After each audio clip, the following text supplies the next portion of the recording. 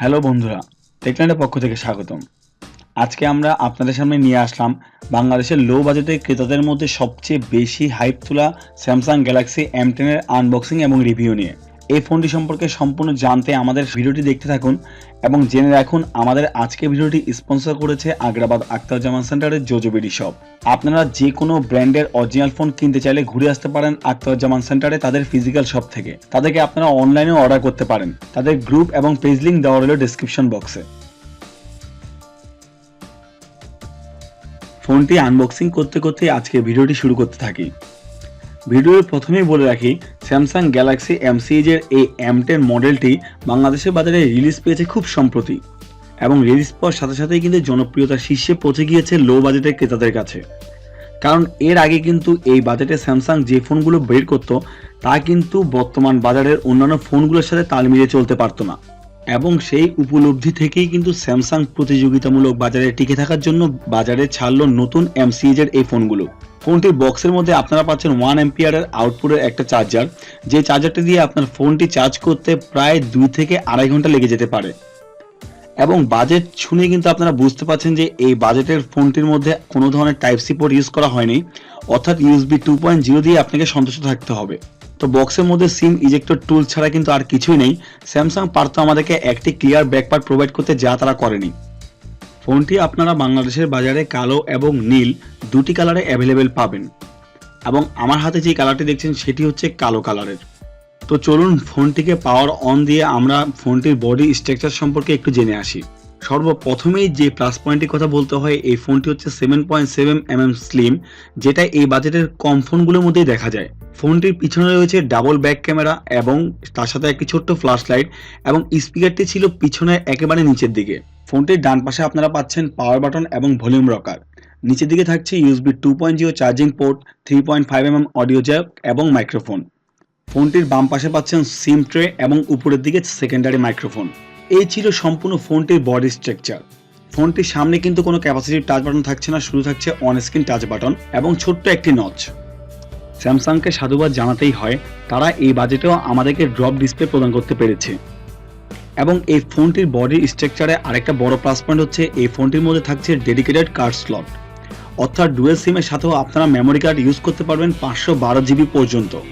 ফোনটির স্টোরেজ নিয়ে যেহেতু কথা উঠলই, তাহলে আমি আপনাদেরকে বলে রাখি এই ফোনটি আপনারা পাবেন দুটি ভেরিয়েন্টে, ইন্টারনাল 32 জিবির সাথে 3 জিবি র্যাম এবং ইন্টারনাল 16 জিবির সাথে 2 জিবি র্যাম। তো চলুন আমরা সরাসরি চলে যাই ফোনটির ডিসপ্লে সেকশনে। এই ফোনটির ডিসপ্লে হিসেবে ইউজ করা হয়েছে plus TFT capacitive touch screen, যার স্ক্রিন সাইজ ছিল 6.22 ইঞ্চিস এবং এই ফোনটির স্ক্রিন টু বডি রেশিও ছিল 82.1%, যা বাজেট হিসেবে চমৎকার।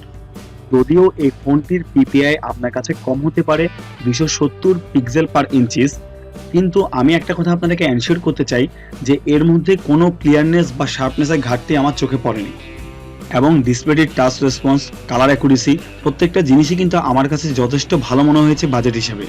Plus TFT capacitive touch screen হওয়ার কারণে কিন্তু অনেকেই ভাবতে পারেন এই ডিসপ্লেটি খারাপ, কিন্তু আমি আপনাদেরকে এটি এনশিওর করতে পারি যে এই বাজেটে এটি one of the best display in market. ফোনটির এক্সপিরিয়েন্স UI 9.5 ইউজ করার কারণে এই ফোনটির ডিসপ্লে পারফরমেন্স কিন্তু আপনার কাছে আরও বেশি বেটার মনে হবে বলে আমি মনে করি।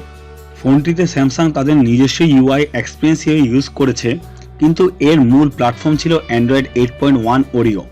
ফোনটির মধ্যে ব্যবহার করা হয়েছে 14 ন্যানোমিটার টেকনোলজির জাইনোস 7870 অক্টাকোর প্রসেসর এবং অক্টাকোরের 8টি কোরই হচ্ছে 1.6 GHz।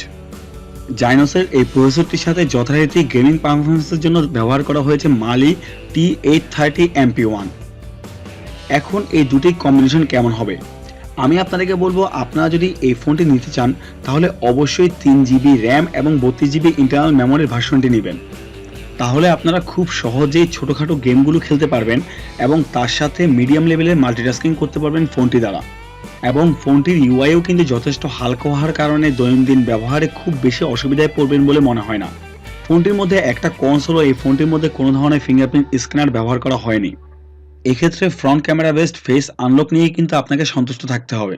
যদিও এটা ঠিক, এই ফ্রন্ট ক্যামেরা বেসড ফেস আনলকটি কিন্তু যথেষ্ট ফাস্ট এবং অ্যাকুরেট, কিন্তু তারপরেও কিন্তু একটা অভিযোগ থেকেই যায় যে এই ফোনটির মধ্যে কিন্তু বাজেট হিসেবে তারা একটি ফিঙ্গারপ্রিন্ট স্ক্যানার দিতেই পারত। ফোনটির মধ্যে ব্যবহার করা হয়েছে 3400 mAh এর লিথিয়াম ব্যাটারি, যা দ্বারা আপনারা সম্পূর্ণ একদিন ব্যাটারি ব্যাকআপ পাবেন। তো চলুন আমরা সরাসরি চলে যাই স্মার্টফোনের সবচেয়ে আকর্ষণীয় বিষয়ে, ক্যামেরাতে। এই ফোনটির ক্যামেরা হিসেবে প্রাইমারি ক্যামেরাতে ব্যবহার করা হয়েছে f1.9 অ্যাপারচারযুক্ত 13 মেগাপিক্সেল ক্যামেরা এবং সেকেন্ডারি ক্যামেরা হিসেবে ইউজ করা হয়েছে f2.2 অ্যাপারচারযুক্ত 5 মেগাপিক্সেল ক্যামেরা। ফোনটির ক্যামেরা কেমন ছিল? ফোনটির ক্যামেরা আসলে বাজেট হিসেবে যথেষ্ট ভালো এবং অ্যাকুরেট ছিল। চমৎকার কালার, ডিটেলস এবং ফোকাস স্পিড প্রত্যেকটা ব্যাপারেই কিন্তু এই ফোনটির ক্যামেরা আমাকে সন্তুষ্ট করতে পেরেছিল। যদিও ক্যাপচার করতে একটু সময় লাগছিল বলেই আমার কাছে মনে হচ্ছে, কিন্তু আপনি যখন আপনার তোলা ছবিগুলো ডিটেলসের দিকে তাকাবেন তখন কিন্তু এই ফোনটির ক্যামেরায় তোলা ছবিগুলো আপনাকে মুগ্ধ করবেই। ক্যামেরার দিক দিয়েও এই ফোনটি এই বাজেটের অন্যান্য অনেকগুলো ফোনকে টেক্কা দিবে, তাতে কোনো সন্দেহই নেই। এই ফোনটির ক্যামেরা দিয়ে আপনারা 1080p এর 30 fps এ ভিডিও রেকর্ডিং করতে পারবেন।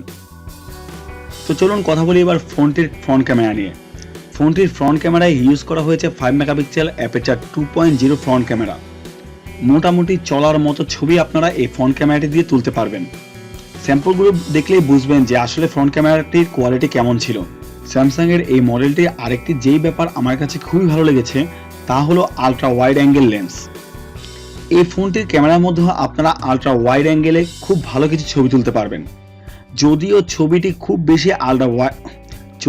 এই ক্যামেরাটি খুব বেশি আলট্রা ওয়াইড মোড ক্যাপচার করতে পারে না, তারপরেও কিছুটা হলেও আপনাকে আলট্রা ওয়াইডের আমেজ দিতে পারবে বলে আমার কাছে মনে হচ্ছে।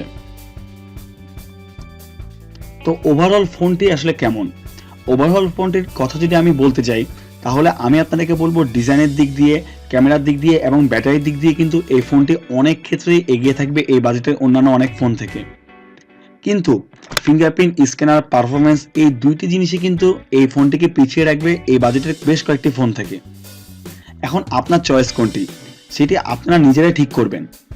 আজকে এতটুকু পর্যন্তই। আপনাদের মতামত অবশ্যই জানাবেন আমাদের কমেন্ট সেকশনে। টেকলাইনের পক্ষ থেকে খোদা হাফেজ, ভালো থাকবেন, ধন্যবাদ।